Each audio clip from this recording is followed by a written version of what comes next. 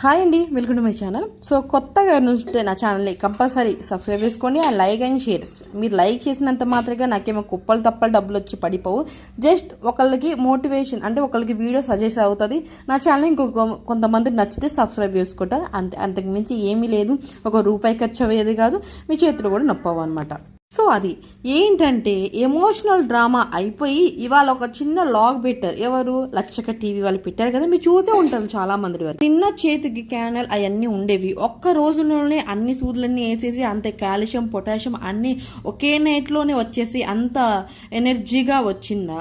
And ఇంకేంటంటే పిల్లల్ని ఎత్తుకోవడానికి ఓపిక లేని ఆమె ఇవాళ ఎలా ఎత్తుకొని అంత సరదాగా హ్యాపీగా ఎంజాయ్గా ఆయన వీడియో స్టార్ట్ చేసిరు. ఆయన ఇంటి గురించి మేము కార్ కొనుక్కుంటున్నాం, త్వరలోనే కార్ వస్తుంది, కార్ తెచ్చుకున్న తర్వాత కార్ వస్తుందని చెప్పు.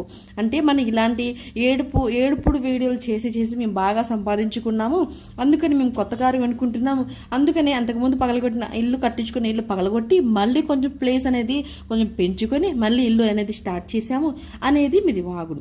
సరే పక్కన పెట్టేసండి అవన్నీ పక్కన పెట్టేసండి. ఇక్కడ మ్యాటర్ ఏంటంటే మీరు చేసే వీడియోలు ఏదైనా సరే మీరు 10-15 లక్షలు వచ్చే డబ్బులలో ఏదైనా నిజాయితీగా వీడియో తీసి సంపాదించిన డబ్బులేనా అనేది నా క్వశ్చన్. ఇంకోటి ఏంటంటే నిన్న పిల్లల్ని ఎత్తుకోవడానికి ఓపిక లేక సిల్లి గోడను ఆనుకొని మరి ఏడుపులు పడబుప్పులు పెట్టిన కిట్టి గారు ఇవాళ ఎలా ఎంజాయ్ నోట్లు తినుకుంటా ఎంతో సరదాగా లాగ్ తీసి అయినా మీ అన్న ఎందుకు లాగులలో కానట్లేదు? అయినా బస్తీ వాళ్ళు ఫుల్ కొట్టేశారంటగా మీరు చేసే వీడియోలని. పిఎస్ మేము అక్కడ కేసు పెట్టాము. అయినా ఎవరయ్యా ఆ ఏజ్డ్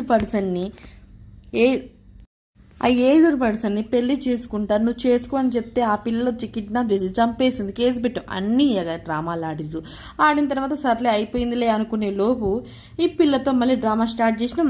మొన్న కొట్టిరని ఇప్పుడు మళ్ళీ న్యాచురల్గా లాగ్స్ పెడుతున్నావా కిట్టి గారు మీరు?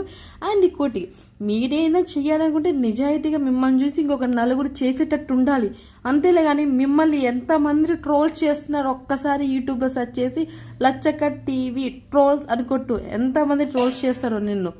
కొన్ని రోజులు అయితే నేను బిగ్ బాస్లో వెళ్తాను నీలాంటివి అంటే నీలాంటి అంటే ఏమంటారు, మంచి మాట వస్తుంది కానీ నేను చెప్పకూడదు మనం. సో ఇలాంటి పనికిమాలిన వీడియోస్ చేసి మేము డబ్బులు సంపాదిస్తున్నాము అనేది బాగుడు పక్కన పెట్టేస్తే, ఒకటి నువ్వు చేసే వీడియోలు ఏదైనా సరే పిల్లల సింపతితోనే తింటున్నావు నువ్వు ఆ డబ్బులు. పిల్లల్ని కూర్చోబెట్టుకోకుండా ఏ రోజైతే నువ్వు వీడియోలు తీస్తావో ఆ రోజే నీ మీద ఏదైనా నమ్మకం కానీ నీ మీద జనాలు నిన్ను చూసి నేర్చుకొని అంటే మంచిది నేర్చుకోవాలిగా, నీ నుంచి అన్ని చెడువే ఉన్నాయి. అండ్ ఇంకొకటి చెప్పాలంటే నీ పిల్లల్ని నువ్వు పక్కన కూర్చోబెట్టి చేద్దాం, వాళ్ళు కూడా ఇలాంటివే నేర్చుకుంటారు. బట్ పిల్లల్ని వీడియోలోకి రానియకుండా ఉంటే చాలు.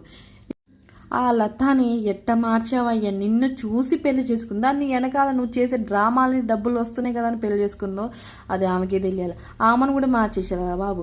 మీరు ఏ సినిమాల కన్నా మీరు బ్లాక్ బస్టర్ హిట్ అవుతున్నాయి మీ వీడియోస్, అదే మ్యాటర్ అనమాట. ఇవాళ చేసిన ఓవర్ డ్రామా అండ్ కారు గురించి తీసిర్రు, ఇల్లు కూడా మంచిగా కట్టుకుంటుండ్రు, అందరూ మంచిగా ఉండాలి. కానీ ఏదైనా సరే నిజాయితీగా సంపాదించుకునే దానిలోనే వాల్యూ ఎక్కువ ఉంటుంది అనేది నా అభిప్రాయం అనమాట. సో ఇది ఇవాళ వ్లాగ్ అయితే మీకు నచ్చితే కంపల్సరీ సబ్స్క్రైబ్ చేసుకుని మన ఛానల్ని అండ్ డోంట్ మిస్ ఇట్.